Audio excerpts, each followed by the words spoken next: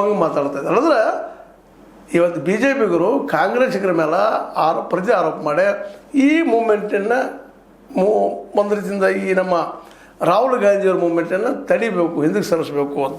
ನಂತರ 22-23 ನಂತರ ಮಾತಾಡಿದವ್ರು ಬೇಡದನ್ನ ಹೇಳೋದಿಲ್ಲ, ಪ್ರಜಾತಂತ್ರದ ಮಾತಾಡಿ ನಮ್ಮ ಸೋರ್ಗಳ ಬಗ್ಗೆ ಹೇಳಿ. ಆದರೆ ವಿದ್ಯಾರ್ಥಿಗಳನ್ನ ಡಿಮೋರಲೈಸ್ ಮಾಡುವಂಥದ್ದು, ಅದು ಅನೈತಿಕವಾಗಿ ಆ ಮಕ್ಕಳ ತಲೆಯಲ್ಲಿ ಏನೋ ಹಾಕುವಂಥದ್ದು, ಮುಂದೆ ಭವಿಷ್ಯ ನಿಮಗೆ ಹೇಳೋ ಅನ್ನುವಂಥದ್ದು ಕೆಲವೊಂದು ಮಾತುಗಳು ಬಂದಿದ್ದಾವೆ ಅದರಲ್ಲೇ. ಅದು ಸತ್ಯನದು ಸುಳ್ಳು ಅಂತಲ್ಲ. 1,000 ಹುಡುಗರಲ್ಲಿ 12 ಹುಡುಗರಿಗೆ ಮಾತ್ರ ಸೆಲೆಕ್ಷನ್ ಆಗುವಂಥದ್ದು ಇದೆ. ಹೀಗಾಗಿ ಅಲ್ಲಿ ಏನಪ್ಪ ಅಂದರೆ ಸಹಜವಾಗಿ ಭ್ರಷ್ಟಾಚಾರ ಹೆಚ್ಚಾಗ್ತದೆ, ದುಡ್ಡಿನ ವ್ಯವಹಾರ ಆಗ್ತದೆ. ಬರೀ ಕೋಟಾ ಇದು ಕೋಚಿಂಗ್ ಸೆಂಟ್ರ್ ಅದು ಇಂಡಿಯಾದಲ್ಲಿ ಅತ್ಯಂತ ಪ್ರಸಿದ್ಧ ಮತ್ತು ಹೆಚ್ಚು ಜನ ಅಲ್ಲಿ ಹೋಗುವಂಥದ್ದು.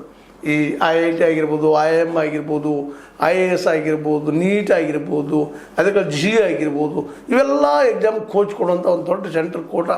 ಪ್ರತಿ ವರ್ಷ 56,000-60,000 ಕೋಟಿ ರೂಪಾಯಿ ಟರ್ನ್ ಓವರ್ ಆಗ್ತದೆ ಅಂತೇಳಿ ಅಂದಾಜದ. ಅಲ್ಲಿ ಇಡೀ ದೇಶದ ಅತ್ಯಂತ ಮುಖ್ಯ ಮಕ್ಕಳು, ಅದರಲ್ಲೂ ದುಡ್ಡಿದ್ದಂಥವ್ರ ಮಕ್ಕಳು ಮಾತ್ರ ಸಾಧ್ಯ. ದುಡ್ಡಿದ್ದವ್ರಿಗೆ ಇಲ್ಲ ಅವಕಾಶ. ಮತ್ತು ಬೇರೆ ಒಬ್ಬೊಬ್ಬ ವಿದ್ಯಾರ್ಥಿ ಅಂತ ಕಡಿಮೆ ಅಂದರು 5-5 ಲಕ್ಷ ಪ್ರತಿ ವರ್ಷ ಖರ್ಚು ಬರ್ತದೆ. ಮತ್ತು ಬಡವಗ ದಿನಗೂಲಿಕಾರನಿಗೆ ಅಷ್ಟು ಕೊಟ್ಟು ಕಳಿಸುವಂಥದ್ದು ಇಲ್ಲ ಅನ್ನೋದು ಎಲ್ಲರಿಗೂ ಗೊತ್ತಿದ್ದು. ಅದರಲ್ಲಿ middle class, higher middle class, lower middle class ಅಂತ ಇಡೀ ತಮ್ಮ ಜೀವನ ಗಳಿಸಿದಂಥ ಮನಿ ಒತ್ತೆ ಇಟ್ಟು, ಬಂಗಾರ ಒತ್ತೆ ಇಟ್ಟು, ಮತ್ತೇನೋ ಮಾಡಿ ಸಾಲ ತೆಗೆದ ಈ ಕೋಚಿಂಗ್ ಸೆಂಟ್ರ್ ಕಳಿಸ್ತಾ ಇರ್ತಾರೆ.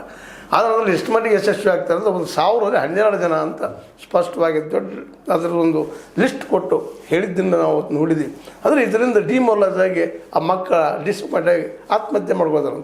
ಅಲ್ಲರಿ ಆಲ್ರೆಡಿ ಈ ಕೆಲಸ ನೀವು ಏನೋ ನೀವು ಇದು ಕೊಟ್ಟಿದ್ದೀರಿ, ತನಿಖೆ ಕೊಟ್ಟಿದ್ದೀರಿ, ಮಾಡಿರಿ ಮಾತಾಡ್ತಾ ಇದ್ದೀರಿ. ಈಗ ಮೊದಲು ಆಗಬೇಕಾದ ಕೆಲಸ ಏನೋ ಅನ್ನೋದು ಇವತ್ತು ಕಾಂಗ್ರೆಸ್ ಕೇಳ್ತಾ ಇರೋದು. ಮೊದಲ ಈ ಎಲ್ಲ ಆಗೋದು ಕಾರಣ ಧರ್ಮೇಂದ್ರ ಪ್ರಧಾನ್ ಶಿಕ್ಷಣ ಮಂತ್ರಿ ಅವ್ರ ಕಡೆ ರಿಸೈನ್ ತೊಗೊಳ್ಬೇಕು. ಮತ್ತು ಅದೇನು ನೆಟ್ ಅಂತದಲ್ಲ ಅದ್ರದ್ದು ಎಕ್ಸಾಮ್ ನಡೆಸೋದು